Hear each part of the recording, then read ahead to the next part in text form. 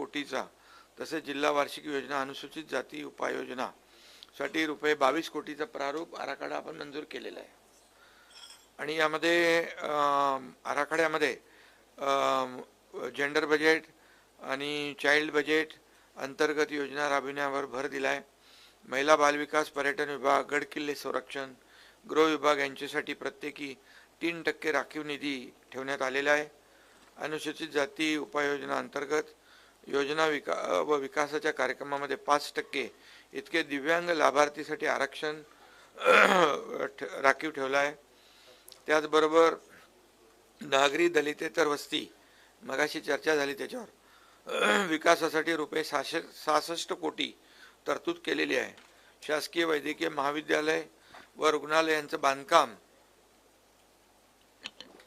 व विस्तारीकरण, हॉस्पिटलची यंत्रसामुग्री व साधनसामुग्री करिता 36 कोटीची तरतूद केलेली आहे। झोपडपट्टी वासियांचं स्थलांतर व पुनर्वसनासाठी हा निधी 10 कोटी केलाय का आपण? डोंगराचं ते हे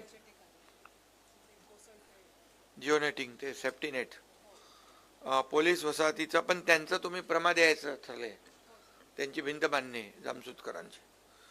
पोलीस वसाहतीचा विकास, CCTV नियंत्रण यंत्रणा उभारणे यासाठी 10 कोटी,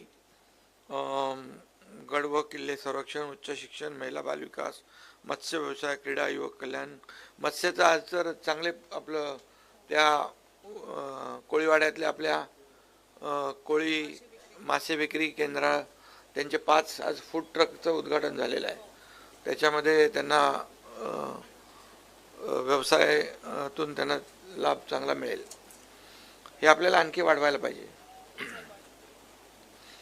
लोकशाहीर अण्णाभाऊ साठे नागरी वस्ती सुधार योजनेसाठी 14 कोटी विशेष तरतूद केलेली आहे। महिला बालविकासासाठी विशेष घटक योजना मधून 5 कोटीची व सर्वसाधारण अंतर्गत रुपये 6 कोटी अशी एकूण 11 कोटीची तरतूद केलेली आहे। मी बाकी डिटेलमध्ये सांगत नाही, पण आजच्या या जिल्हा नियोजन समितीच्या बैठकीमध्ये सचिन अहिर, सुनील शिंदे, मनीषाताई कायंदे, प्रसाद लाड, चित्राताई वाघ, शिवाजीराव गर्जे, जमा अभ्यंकर, अमीन पटेल, अजय चौधरी, महेश सावंत आणि जामसुदकर आणि आपल्या ज्योतिताई गायकवाड एवढेच आहेत ना।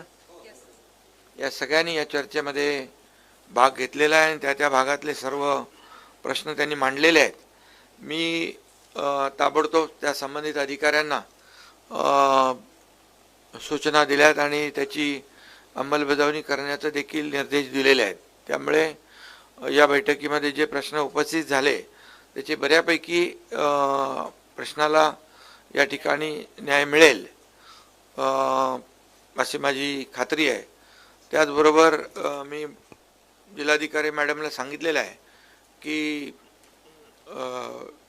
जे संबंधित प्रश्न उपस्थित होऊ शकतील ते समजा या जिल्हा नियोजन समितीचे सदस्य नाहीत, पण आता जे काही दरवेळेला आपण बघतो की ज्या विभागाचे प्रश्न आपण इथं आमदार खासदार उपस्थित करतात पण ते अधिकारी नसतात, म्हणून त्यांना विशेष निमंत्रित म्हणून यापुढे त्यांना बोलवा, जेणेकरून आपल्याला तात्काळ त्यांच्या प्रश्नांना मार्गी लावता येईल। इकडे लोढाजी आहेत, आपले महापालिकेचे आयुक्त आहेत, MMRD आहे, आमच्या जोशी मॅडम आहेत, कल्याणकर आणि म्हाडाचे अधिकारी आणि सर्व विभागाचे अधिकारी उपस्थित आहेत। त्यांनाही मी धन्यवाद देतो की ताबडतोब काही प्रश्नांची उकल या ठिकाणी झालेली आहे आणि संबंधित लोकप्रतिनिधींना त्याचा न्याय मिळेल।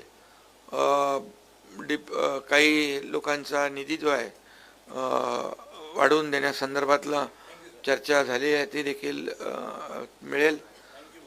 COSRA यांनी कोणाचे तरी प्रश्न मला वाटतं सुनील शिंदेंचे आहेत, जनता कॉलनी त्या संदर्भात देखील तातडीने निर्णय घेण्याच्या सूचना मी दिलेल्या आहेत। सेनापती बापट मार्गावरील ब्रिजवरील वारंवार होणारे अपघात MSRDCला आपण ते निर्देश दिलेले आहेत. हा, रस्ता सुरक्षा. आणि मला वाटतं तो जर त्यांनी सांगितलं मला की महापालिकेला दिले, तर महापालिकेकडे असेल तर हे सर्व महापालिकेचे आलेले ब्रिज आणि रस्ते त्याचं रिसर्फेसिंग करणे आणि ते सुस्थितीत आणणे पावसाळ्यापूर्वी, कारण पावसाळ्यापूर्वी हीच कामं आपल्याला करावी लागतील. प्री मान्सून वर्क जे आहे आतापासूनच आपल्याला, आता फेब्रुवारी आहे, मार्च एप्रिल मे, त्यामुळे आपण आतापासून जर रस्ते सगळे ज्या ज्या यंत्रणा आहेत त्या यंत्रणांनी आपापले रस्ते, आपापले फ्लायओव्हर सर्व सुस्थितीत आणणे. आणि कॉन्क्रीटची जी कामं BMC चालू आहेत, आपण 31 मे पर्यंत करतो ना, 31 मे पर्यंत फेज 1 फेज 2 कंप्लीट होतील. आणि जे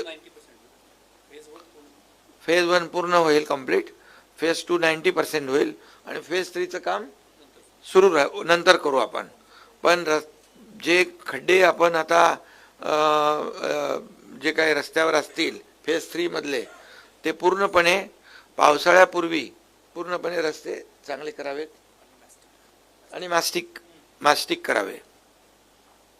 MMRDने पण बघा आणि MSRDC, सार्वजनिक बांधकाम विभाग, ज्या यंत्रणा आहेत या सर्वांनी मुंबईतले रस्ते पूर्णपणे खड्डेमुक्त असावे. कालच मी बोललोय की खड्डेमुक्त मुंबई करायची आहे. तर या पावसाळ्यामध्ये खड्ड्यांचा त्रास नागरिकांना होऊ नये याची आपण काळजी घ्या.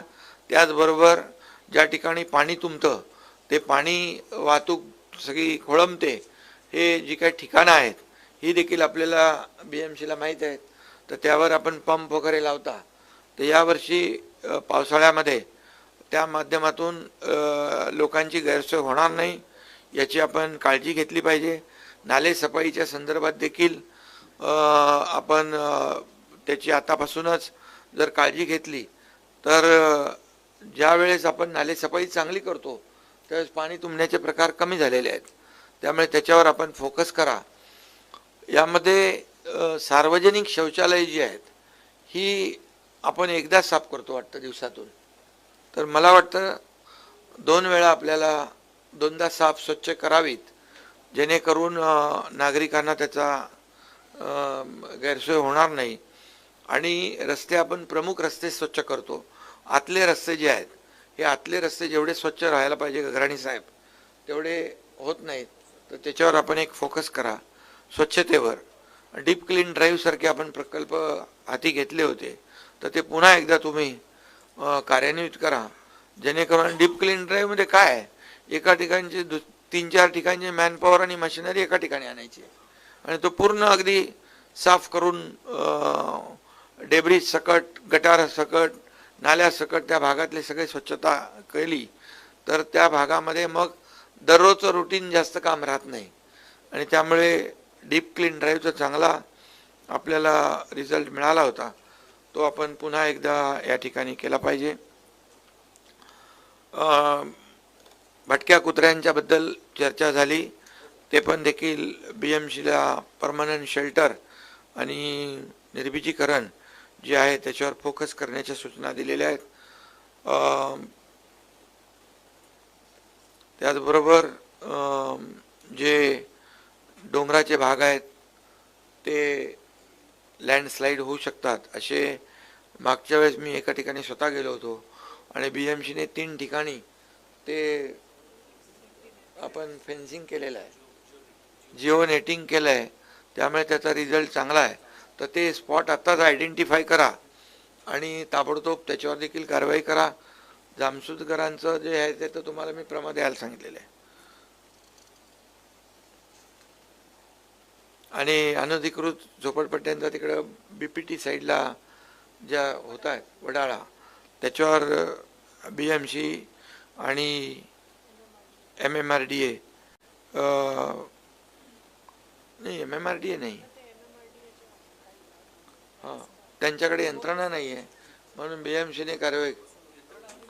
हां, दुसरं पोलीस वसाहती दुरुस्ती या बाबतीमध्ये देखील चर्चा झालेली आहे, त्यावर देखील सूचना मी दिलेल्या आहेत. ट्रान्झिट काममध्ये अनधिकृत घुसखोर त्याच्यावर देखील कार्यवाही करण्याच्या सूचना दिलेल्या आहेत. खार जमिनीवरील झोपडपट्ट्यांचं अतिक्रमण तातडीने हटवण्याबाबतीमध्ये आपण मुंबई महापालिकेच्या आयुक्तांना मी धन्यवाद देतो. मी एकदा केम हॉस्पिटलला सरप्राईज व्हिजिट दिली होती आणि त्या ठिकाणी सगळे वॉर्ड बघत असताना 5 वॉर्ड बंद होते आणि तिथं काम हळूहळू चालू होतं. बंदच होते ते, पण ते 5 वॉर्ड ताबडतोब सुरू केले आणि तिथे पेशंट आपल्याला जे त्याची जादा पेशंटला तिथं सेवा मिळू लागली आहे. आणि त्याच वेळेस मला काही पेशंट भेटले तिथे औषधासाठी. आम्हाला जो काही गैरसोय होते ती दूर करण्यासाठी औषधं देखील महापालिकेने द्यावीत हॉस्पिटलमध्ये. तर तेव्हाच मी 0 प्रिस्क्रिप्शनचा सूचना दिल्या होत्या आणि आयुक्तांनी त्याला बजेटमध्ये त्याची तरतूद केली आणि जवळपास 85% आपण ते काम मार्गी लावलं आहे. काही टेंडर 1-2 बाकी आहेत ना, ती देखील लवकर म्हणजे 100% 0 प्रिस्क्रिप्शन त्या ठिकाणी होईल.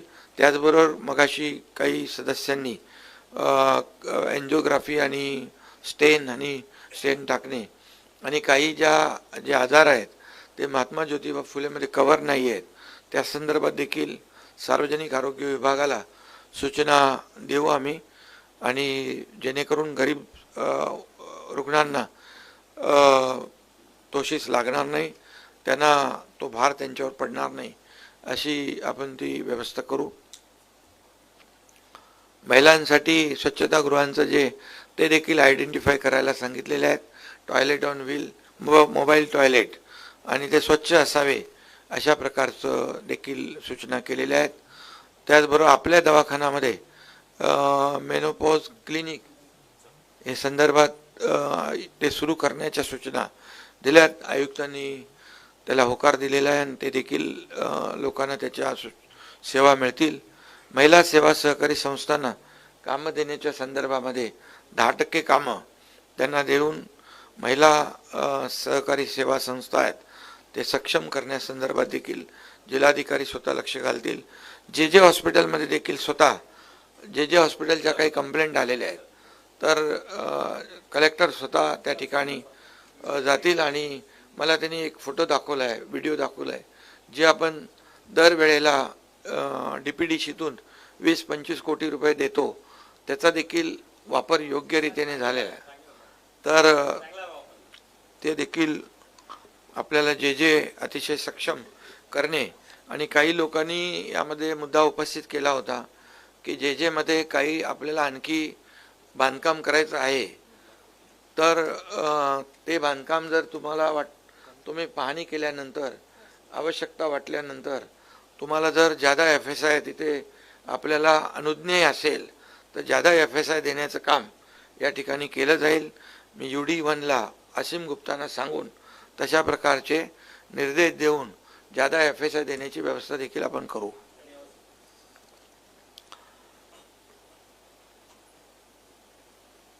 त्याचबरोबर खाजगी अनुदानित शाळांच्या बाबतीमध्ये देखील CCTVच्या संदर्भात प्रश्न उपस्थित झाले. बरेचसे प्रश्न त्यांच्या अभ्यंकरांचे राज्य सरकारच्या निगडीत होते, BMCच्या संदर्भात होते, ते आयुक्तांनी स्वतः ऐकलेले आहेत. तर त्याची निराकरण ते करतील. CCTVसाठी आपण पैसे देण्याचा निर्णय 50 लाख रुपये त्यांना देण्याचा निर्णय घेतलेला आहे. BST संदर्भात देखील लोकप्रतिनिधी काही तीव्र तक्रारी केलेल्या आहेत. बेस्ट प्रशासन आणि लोकप्रतिनिधी यांची एक संयुक्त बैठक आपण कलेक्टर म्हणून घ्या आणि त्यांना काही सूचना द्यायच्या त्यांना देऊ आपण. उमरखाडी कामाठीपुरा रिडेव्हलपमेंटच्या बाबतीमध्ये काही म्हाडाच्या संदर्भातले प्रश्न मग असे आले. 20 इमारती काही करायच्या प्राधान्य द्यायचं आहे, बरोबर ना, तर ते तुम्ही तात्काळ त्याला प्राधान्य द्या. आपण कामाठीपुऱ्याला तर निर्णय घेतलेला आहे. क्लस्टर डेव्हलपमेंटमध्ये शिवडी BDD चा प्रश्न या ठिकाणी त्या संदर्भात देखील एक बैठक लावणे बाबतीतच्या सूचना मी दिलेल्या आहेत. लालबाग परळ परिसरात फुटपाथ आणि गॅरेज चालवतात फुटपाथवर, त्या बाबतीमध्ये पोलीस आणि महापालिका यांनी संयुक्त कार्यवाही करण्याच्या सूचना या ठिकाणी दिलेल्या आहेत. आणि मी आयुक्तांना सांगितलं आहे की अनेक वेळा हायकोर्टमध्ये देखील फुटपाथच्या बाबतीमध्ये चर्चा झाली आहे. काही लोक पिटिशन फाईल केले आहेत आणि काही कोर्टाने देखील त्याच्यावर आपलं मत मांडलेलं आहे. तर फुटपाथ, चांगले फुटपाथ चालण्यासाठी सुरक्षित फुटपाथ BMCने या बाबतीमध्ये विशेष निधीची तरतूद करून काहीतरी आपल्याला बदल झालेला लोकांना जाणवला पाहिजे. अशा प्रकारचे सुरक्षित फुटपाथ आणि चांगल्या दर्जाचे फुटपाथ आपण एक मोठा ड्राईव्ह घेऊन त्या संदर्भात नियोजन करावं. जे फेरीवाले आहेत त्यांना स्वनिधीमधून देखील पैसे मिळालेले आहेत. तर अशा लोकांना, जे लायसन्सवाले आहेत, त्यांना ते वेंडिंग कमिटी झाली नाही, त्यामुळे ते कोर्टामध्ये मॅटर आहे, पण ते लवकर मेन्शन करून आपण लवकर तारीख घेऊन तो देखील मार्गी लावला तर त्याला शिस्त लागेल फेरीवाल्यांना, आणि नागरिकांच्या ज्या तक्रारी आहेत त्या दूर होतील. फेरीवाल्याने, लोकप्रतिनिधींनी सांगितलं की या एक पोलीस पण कारवाई करतात, महापालिका पण करते. तर जे नागरिकांना जिथे त्रास होतोय त्यावर देखील आपण लोकप्रतिनिधींनी देखील त्याच्यावर विचार करणं गरजेचं आहे. फेरीवाल्यांना देखील व्यवसाय करू द्या त्यांना, पण ते बाबा नागरिकांना त्रास होणार नाही अशा प्रकारचं त्यांनी काळजी घेतली पाहिजे. अभ्युदयनगरच्या बाबतीमध्ये देखील आपण चर्चा केली आहे. अभ्युदयनगरचा देखील निर्णय आपण ते तात्काळ मंजूर करून देऊ. प्रदूषणासंदर्भात देखील चर्चा झाली. तर आयुक्तांनी IIT शिवाजी पार्क पुरता आहे, पण जे आपण नॉर्म्स आणि नियम केलेले आहेत त्याची कठोर अंमलबजावणी करण्याच्या सूचना आपण दिलेल्या आहेत. म्हणजे जे डेव्हलपर आहेत त्यांनी ते कव्हर करणे, त्यांनी वॉटर मिस्ट, ते स्प्रिंकलर लावणे, ह्या संदर्भात देखील आपण सूचना द्या. आणि हेच नियम MMRDAला पण, MSRDCला पण, ज्या सरकारी यंत्रणा काम करत आहेत त्यांना देखील लागू असल्या पाहिजेत, जेणेकरून प्रदूषण कमी झालं पाहिजे. मध्ये मध्ये ते 100पर्यंत जायचं, मध्ये आता परत वाढलेलं आहे. तर प्रदूषण कमी करणे हा महत्त्वाचा मुद्दा यामध्ये आपल्या काही सदस्यांनी मांडलेला आहे. तर त्याच्यावर महापालिकेने कारवाई करावी. संरक्षक भिंतीच्या बाबतीमध्ये बोललेलो आहे मी. फेरीवाल्यांच्या बाबतीत देखील चर्चा झाली आहे. माहीम धारावी स्कायवॉकच्या बाबतीमध्ये देखील चर्चा झालेली आहे. त्या बाबतीत म्हाडाने पैसे द्यायचे आहेत ताबडतोब आणि ते काम करून घ्यायचं आहे. नंतर BMCकडे हस्तांतरणाची प्रक्रिया सुरू आहे. तुम्ही काम करून त्यांना पैसे देऊन टाका, म्हणजे तो कायमस्वरूपीचा निकालात निघेल. धारावी ते नाल्याचं संरक्षक भिंत आयुक्तांनी सांगितलेलं आहे ते हे करून देतो म्हणून. पाण्याच्या टाक्यांच्या संदर्भातला काही विषय निघाला होता.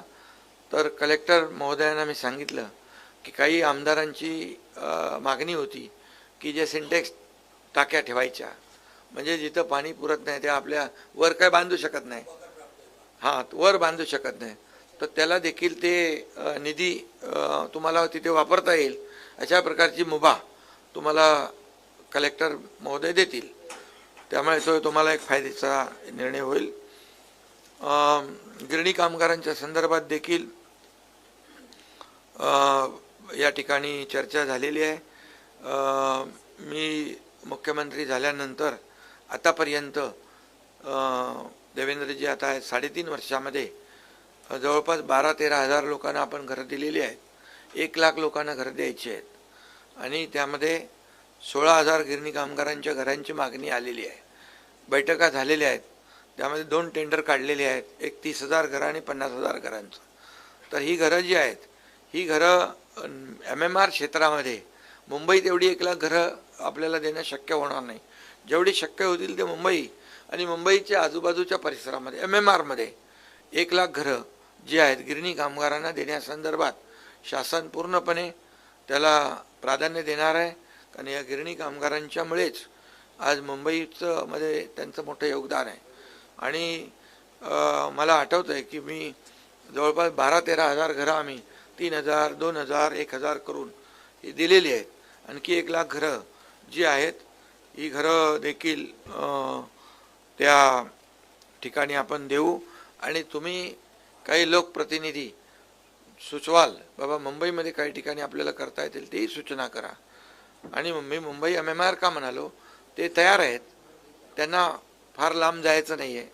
त्यामुळे मुंबई MMRमध्ये आपण या सर्व लोकांना गिरणी कामगारांना घरं देऊ.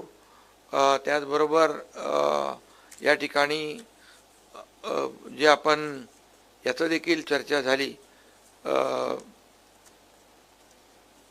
मोठं आपलं सेंट्रल पार्क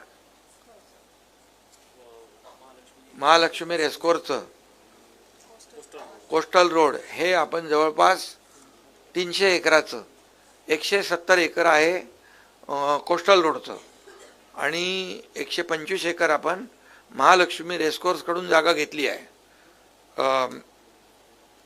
आपण त्याला 3 वर्ष 2.5 वर्ष झाली बरोबर ना. हा म्हणजे आपण प्रक्रिया सुरू केली 2.5 वर्षापूर्वी आणि ती 125 एकर जागा आपण आपल्याकडे महापालिकेकडे घेतली आहे. आणि महापालिका त्याचा DPR तयार झाला आहे, जवळ DPR तयार झाला आहे, मोठा चांगलं केलेला आहे.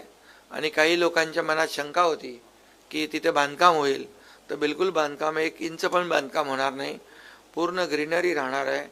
आणि ते जागतिक दर्जाचं एक सेंट्रल पार्क होणार आहे. आणि ते सेंट्रल पार्क रेस्कोर्सचं आणि कोस्टलचं असं सबवेने जोडतोय, कनेक्ट करतोय, त्याचं टेंडर पण काढलेलं आहे. त्यामुळे मुंबईमध्ये 300 एकराचं मोठं सेंट्रल पार्क या ठिकाणी होणार आहे. त्यामुळे खूप मोठं ही अचिव्हमेंट आहे. आणि मला वाटतं बाकी सगळे विषय झालेले आहेत.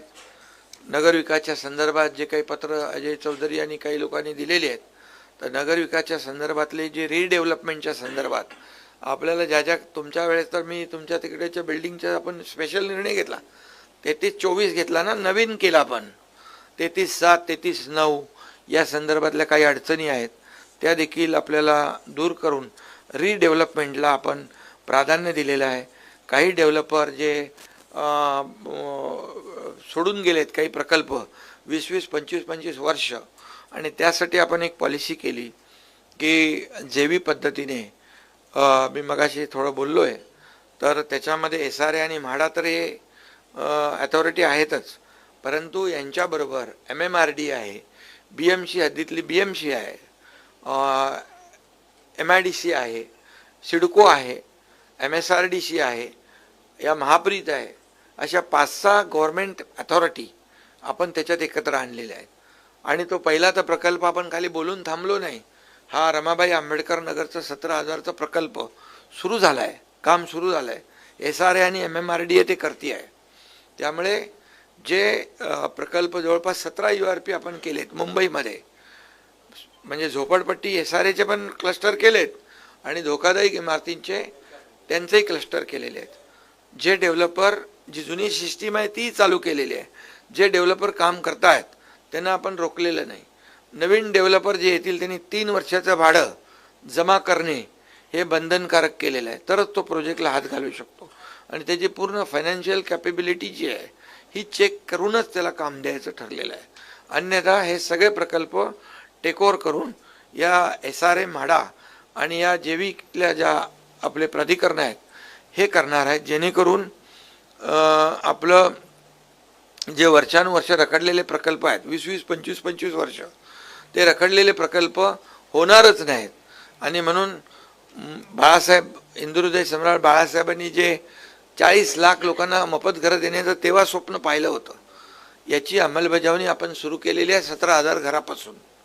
आणि त्यामुळे लाखो घरं बांधायची, असं जर राहिलं तर किती वर्ष लागतील माहीत नाही. आणि म्हणून आपण जेवीमध्ये क्लस्टर, हा क्लस्टर देशातला पहिला प्रकल्प आहे, उपक्रम आहे. त्यामुळे या क्लस्टरच्या माध्यमातून त्याचं एकदा पुढच्या वेळेस आहे ना आपल्या सगळ्यांना प्रेझेंटेशन द्या. क्लस्टर जे आतापर्यंत काय होत होतं, 2-3 इमारतीचं रिडेव्हलपमेंट होत होतं किंवा स्टँड अलोन एक बिल्डिंगचं इमारतीचं रिडेव्हलपमेंट, तो काय देणार? ओपन स्पेस नाही मिळणार, ॲम्युनिटी नाही मिळणार, काही मिळणार नाही. हे क्लस्टर 25 एकराचे, 50 एकराचे, त्याच्यापेक्षा मोठे असतील. कामाठीपुरा कितीच आहे?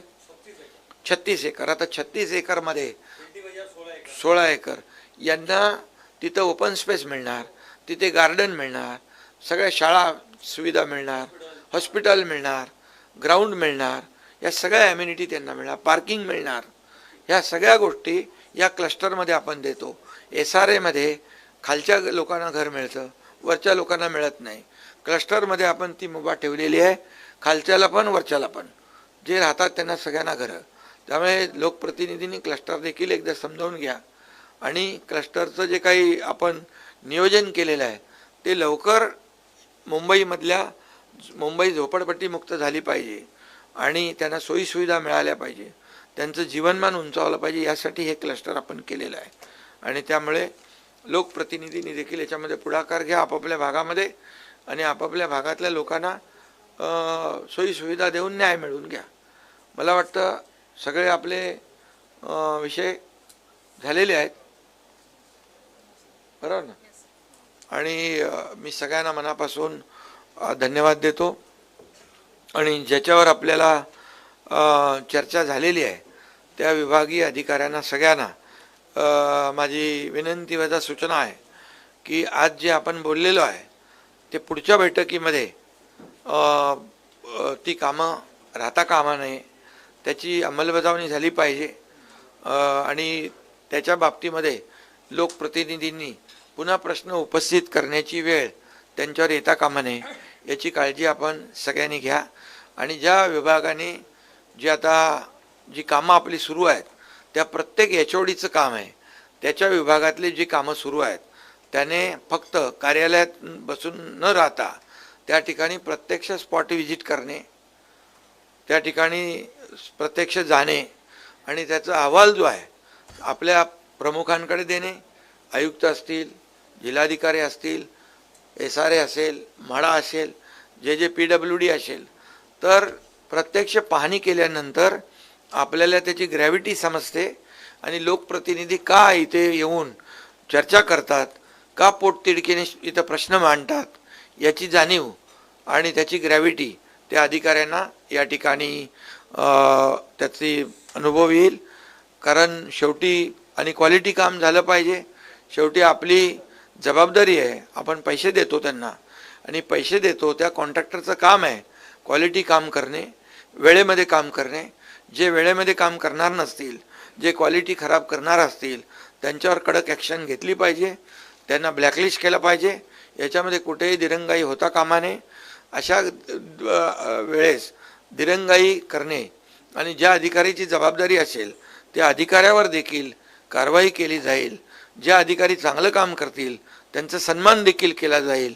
आणि मी आपल्याला माहीत आहे की मी देखील फील्डवर उतरून काम करणार आहे आणि म्हणून आता पावसाळ्यापूर्वी आपल्या सर्व लोकांनी पावसाळ्यामध्ये मुंबईकरांना त्रास होणार नाही याची दक्षता घेण्यासाठी सर्व यंत्रणांनी एक टीम वर्क म्हणून काम केलं पाहिजे.